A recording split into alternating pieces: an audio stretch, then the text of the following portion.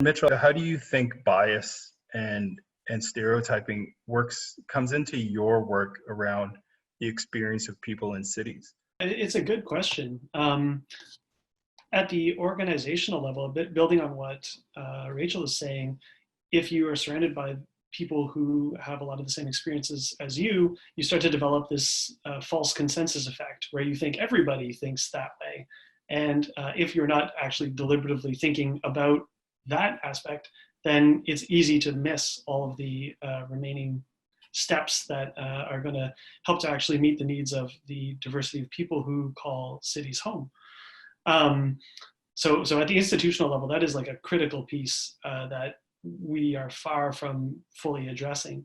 When it comes to the more individual level, a lot of the work that we do at Happy City is around public space and assessments of that space. And so you have the smaller spaces and trying to determine what can ensure that people feel a sense of welcomeness and belonging in these spaces. And being actively involved is certainly a key component of that. But when we look at bigger spaces, even having the presence of people who are not like you in that space can have beneficial effects. You don't necessarily need to interact. And in some cases, it might actually have a countering effect where it leads to misunderstanding that causes retreat and people end up retrenching in their views.